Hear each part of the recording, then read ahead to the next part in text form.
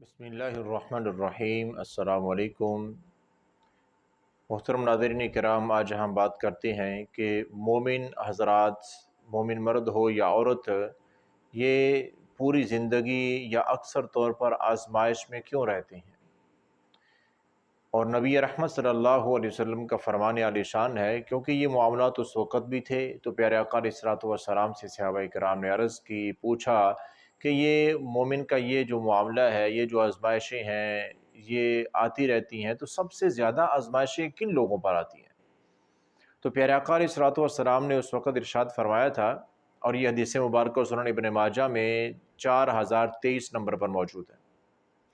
آپ نے فرمایا کہ یہ جو آزمائشیں ہیں یہ سب سے زیادہ اللہ کے پیغمبروں پر، انبیاء علیہ السلام پر آتی ہیں، اور پھر اس کے بعد دین کے اعتبار سے جتنا کوئی بندہ دین میں زیادہ مضبوط ہوگا، پختہ ہوگا، اتنا ہی اس کی آزمائش بھی اللہ تعالیٰ زیادہ فرمائیں گے، کیونکہ آزمائش کی جو وجہ ہوتی ہے وہ یہ ہے کہ آزمائش پر بندہ جتنا صبر کرتا ہے اور جتنا آزمائش میں کامیاب ہوتا ہے، اتنا ہی اس بندے کا جنت میں مقام بلند کر دیا جاتا ہے۔ حتیٰ کہ ایک روایت میں تو نبی رحمت صلی اللہ علیہ وسلم کا فرمان ہے کہ بندہ مومن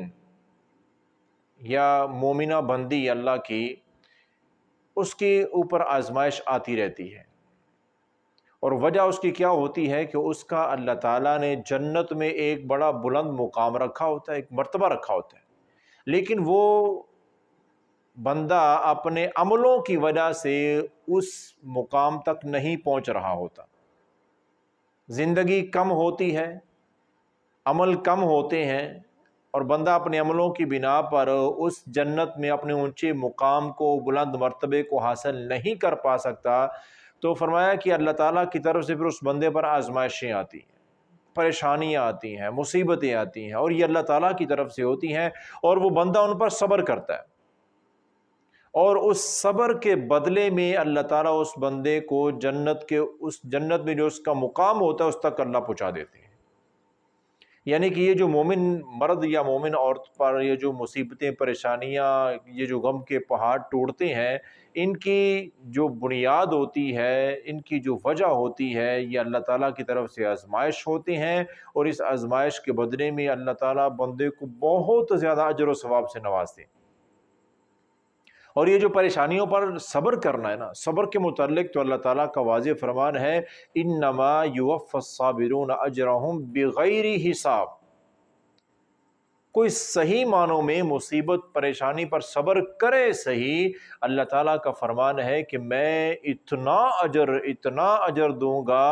اتنا بہترین بدلہ دوں گا کہ بندہ اس کا حساب ہی نہیں کر سکے گا، اتنا زیادہ اجر۔ اب یہ اجر الگ سے ہے، اور نبی رحمت صلی اللہ علیہ وسلم کا فرمان کیا ہے؟ آپ نے فرمایا کہ مومن مرد یا مومن عورت کی جو آزمائش دنیا میں چلتی رہتی ہے، اور وہ ان مصیبتوں، پریشانیوں، آزمائشوں پر صبر، استقامت سے کام لیتا رہتا ہے، فرمایا کہ حتیٰ کہ ایسا وقت آتا ہے کہ اس بندے کے نامہ اعمال میں ایک بھی گناہ نہیں بچتا۔ بندہ دنیا میں زندہ ہوتا ہے، بندہ دنیا میں زندہ چل پھر رہا ہے، اس کے نامہ اعمال میں ایک بھی گناہ نہیں ہے، یہ نہیں کہ اس سے گناہ ہوا نہیں۔ انسان ہو اور غلطی خطا گناہ ہو نہ ہو، یہ کیسے ہو سکتا ہے؟ سبھی سے ہوتے ہیں۔ اس سے بھی غلطیاں، خطائیں، گناہ ہوئے تھے، لیکن اس نے جو مصیبتوں پر صبر کیا، آزمائشوں پر ثابت قدمی کا اظہار کیا، تو فرمایا کہ اس کے اس آزمائشوں کی وجہ سے اللہ تعالیٰ اس کے تمام گناہ معاف کر دیتے ہیں، حتیٰ کہ یہ ابھی زندہ ہوتا ہے، اس کے نامہ اعمال سے سارے گناہ مٹا دیے جاتے ہیں، صرف اور صرف نیک عمل لے کے پھر رہا ہوتا ہے۔ ما علیہ خطیۃ، حتیٰ کہ فرمایا کہ جب یہ فوت ہوتا ہے تو اس کے نامہ اعمال میں صرف اور صرف نیکیاں بچی ہوتی ہیں۔ اب ذرا تصور کریں کہ ایسا بندہ، ایسا مرد یا ایسی عورت، مومن یا مومنہ، اس حال میں دنیا سے جائے کہ جب وہ فوت ہو اس کے نامہ اعمال میں صرف اور صرف نیکیاں ہوں، ایک بھی گناہ نہ ہو، تو وہ تو بغیر حساب کے جنتی ہے۔ بھئی حساب کس چیز کا؟ صرف ہے ہی نیکیاں۔ گناہ ہے ہی کو نہیں تو حساب کس چیز کا ہوگا؟ اس کی تو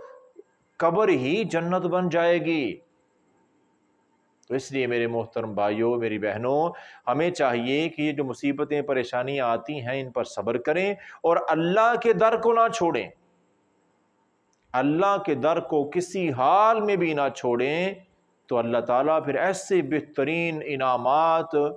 احسانات سے نوازتے ہیں کہ جو ہمارے وہم و گمان میں بھی نہیں ہے۔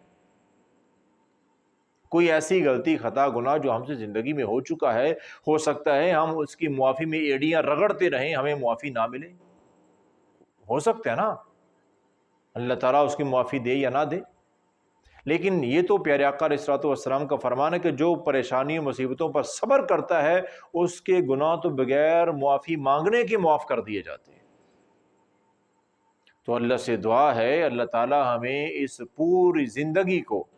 یہ جو اللہ نے ہمیں بطور آزمائش دی ہے، ثابت قدمی کا اظہار کرتے ہوئے اور صبر کرتے ہوئے، اللہ پر کامل ایمان کے ساتھ گزارتے ہوئے، ایمان کے ساتھ اللہ تعالیٰ ہمیں موت نصیب فرمائے اور ساری زندگی اپنی اور اپنے پیارے نبی کی سچی محبت اور مکمل اطاعت نصیب فرمائے۔